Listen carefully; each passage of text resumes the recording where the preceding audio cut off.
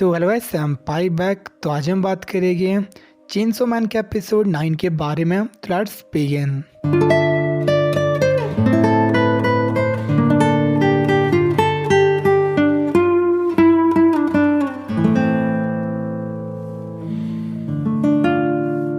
तो last episode में कुछ लोग पब्लिक सेफ्टी की स्पेशल डिवीज़न पे अटैक करते हैं गन्स की मदद से, और दूसरी ओर हिमनो खोज ट्रैवल को फुल पावर दिलाने के लिए अपने आप को एक्सचेंज करती है, जिसकी वजह से वो वहाँ से डिसअपियर हो जाती है। लेकिन जो एनिमे के साइड थी अकाने सवातीरा, वो अपने फिंगर को ऑफर करती है और एक स्नेक टाइल को सम्मन करती है, जो कि बहुत ज़्यादा ईजली खोज ट्रैवल को मार देता है। और वहाँ पे जो आकी था वो हिमनो की मौत से बहुत ज़्यादा डिप्रेस्ड हो गया था, और इसलिए वो फाइट भी नहीं कर पा रहा था और पावर वहाँ से भाग चुकी थी। लेकिन आकने और कतना मैन वहाँ बस चेनसो मैन के हर्ट के लिए आए थे, तो इस चीज़ पे ज़्यादा ध्यान नहीं देते हैं। बट जो घोस्ट हैंड था वो अपनी लास्ट बिट ऑफ स्ट्रेंथ से देंजी की स्ट्रिंग को पुल आउट कर लेता, जिससे देंजी कन्वर्ट होता चेनसो मैन में। और जो कतना मैन था उसे फिर से मारने के लिए बिल्कुल तैयार था, बिना उसके हर्ट को हार्म किए। और देंजी भी उससे लड़ने के लिए बहुत ज़्यादा एक्साइटेड था, एज वो एक बुरा आदमी था, और जब भी वो किसी बुरे आदमी को मारता किसी कोई फ़र्क नहीं पड़ता। और फाइनली उनकी फाइट स्टार्ट हो जाती है, और ये चीज़ देख के अकाने कुछ रीइंफोर्समेंट को बुलाती है, एज उन्हें चेनसो मैन से फाइटिंग स्टार्ट कर दी थी। और चेनसो मैन और कतना मैन इक्वल टर्म में फाइट कर रहे थे, बट तभी रीइंफोर्समेंट वहाँ पे आ जाती हैं, जो कि बस नॉर्मल ह्यूमंस थे गन्स के साथ में, और वो देंजी पे शूट करना स्टार्ट कर देते हैं। बट देंजी उन्हें नॉकआउट कर लेता है, बट इस चीज़ से कतना मैन को टाइम मिल जाता है और वो देंजी को ओवर पावर कर लेता है। और ये चीज़ देख के देंजी उनमें से एक बंदे को होस्टेज बना लेता, लेकिन कतना मैन को इससे कोई फ़र्क नहीं पड़ता, और वो अपने साथी के साथ देंजी को 2 टुकड़ों में काट देता, और उसका अपर टुकड़ा था जिसमें उसका हर्ट था उसे अपने साथ ले जाता। और इस फाइट के बाद में कतना मैन फिर से अपने ह्यूमन फॉर्म में कन्वर्ट हो जाता, और हम देखते हैं कि जितने भी चेनसो मैन के करीबी थे उन सबको मारना चाहता, और उसके अकॉर्डिंग जितने भी डेविल हंटर्स थे वो चाहे जितने भी स्ट्रांग हो जाए वो स्टिल ह्यूमंस थे, और वो गन से नहीं जीत सकते। और इसके बाद हम देखते डेड बॉडीज अराई और बाकी जो मेंबर्स थे स्पेशल डिवीजन्स के। और उधर ट्रेन में माकिमा भी मर चुकी थी, और जैसे किलर्स थे वो डिसाइड करते वहाँ से भागने की। बट हम देखते हैं कि माकिमा एक्चुअली में ज़िंदा थी, और उन सब किलर्स को बहुत ज़्यादा ब्रूचुअली मार दी थी। और क्योतो स्टेशन में तेंदो और कुरोसे माकिमा का वेट कर रहे थे, और तभी उन्हें न्यूज़ मिलती है कि जितने स्पेशल डिवीज़न टोक्यो में थे उन सब पे अटैक हुआ था, और उन्हें लगता है कि माकिमा भी मर चुकी होगी। बट तभी ट्रेन वहाँ पे आती है, और माकिमा को देख के वो बहुत ज़्यादा शॉक हो जाते हैं, एज माकिमा पूरी तरह से ब्लड में कवर्ड थी, और वो उन्हें कहती है उन डेड बॉडीज़ को वहाँ से हटाने के लिए। और जो मीटिंग वहाँ पे हो रही थी अब वो भी कैंसिल हो चुकी थी।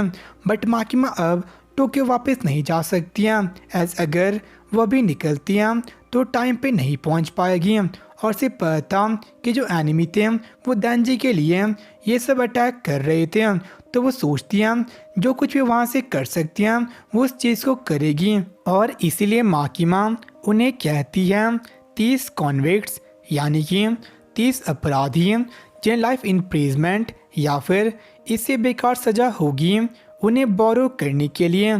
और साथ में जो नज़दीकी टेंपल था जो सबसे हाईएस्ट एल्टीट्यूड पे हो उसे रिजर्व रखने के लिए। और इसके बाद टेंपल में माकिमा अपने क्लोथ चेंज करती है, और तभी 3 कॉन्विक्ट्स को वहाँ पे लाया जाता है। और दूसरी ओर टोक्यो में जो एनिमीज थे वो देंजी की अपर बॉडी को अपने साथ ले जा रहे थे, बट तभी उनमें से एक बंदी की बॉडी वहीं पे फट जाती है, और अकाने को लग रहा था कि माकिमा काम हो सकता है, और उसकी डेथ को वेरीफाई करने के लिए वो एक बंदे को कॉल करती है, पर उस बंदे की बॉडी भी तभी फट जाती है। और हम देखते टेंपल में माकिमा किसी तरह का रिचुअल परफॉर्म कर रही थी और जितने भी कॉन्विक्ट्स थे और यहाँ तक कि उसके सबॉर्डिनेट सबको ब्लाइंड फोल्ड लगाई गई थी। और हमें पता चलता है कि माकिमा डायरेक्टली रिपोर्ट करती है चीफ कैबिनेट सेक्रेटरी को, और जो ट्रैवल कॉन्ट्रैक्ट्स थे उन्हें टॉप सीक्रेट रखा गया था जिन्हें लोअर रैंक के डेविल हंटर्स नहीं जान सकते। और इसके बाद माकिमा उन कॉन्विक्ट्स को कहती है कुछ नाम बोलने के लिए जो कि अटैकर्स के नाम थे, और जैसे वो चीज़ करते हैं वो खुद तो मर जाते हैं बट साथ में जिस पर्सन नाम वो बोलते हैं उसकी बॉडी फट जाती है। और ऐसा करते करते सभी कॉन्विक्ट्स मर जाते हैं और साथ में ही अकाने और कतना मैन को छोड़ के बाकी सब अटैकर्स मर जाते हैं। और माकिमा वहाँ से बस इतना ही कर सकती थी, तो उसके बाद वो टोक्यो के लिए वापस निकल जाती हैं।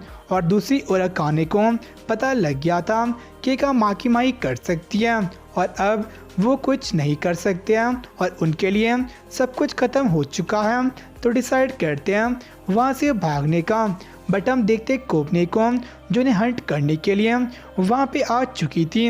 और साथ में हम एक फ्लैशबैक देखते हैं जब एक ओल्ड वुमन उसको और अराई को शूट कर रही थी, तो अराई मरते हुए भी उसकी जान बचा लेता है। और कोबनी को पता था कि वो दो भी उन्हीं बंदों के साथ थे जो शूटिंग कर रहे थे। और कोबनी को वहाँ पे देख के काने फिर से अपने फिंगरनेल को ऑफर कर दिया स्नेक डाल को सम्मन करने के लिए, लेकिन कोब ने स्नेक डाल के अटैक को बहुत ज़्यादा ईजिली डॉज कर दिया और कतना मैन के एक हाथों काट ली थी और उसकी गन को यूज़ करके उसे शूट करना स्टार्ट कर देती हैं। तो इस पर काने भी उसे शूट करती हैं, लेकिन कोब ने डेंजर की बॉडी को यूज़ करती है एज अ कवर। और अब क्योंकि कतनामन इंजर्ड हो चुका था तो अकाने उसे कार में डाल के वहाँ से भाग जाती है। और हम देखते कोब ने फाइनली माफ़ी मांगते डेंजी से उसे पहले मारने की कोशिश करते हुए, बट वो बहुत ज़्यादा फ्रीक आउट कर रही थी एज अभी वो टेम्पटेड मर्डर के लिए माफ़ी मांग रही थी। बट पहले जिस ओल्ड वुमन ने उसे मारने की कोशिश की थी उसने उसे जान से मार दिया था।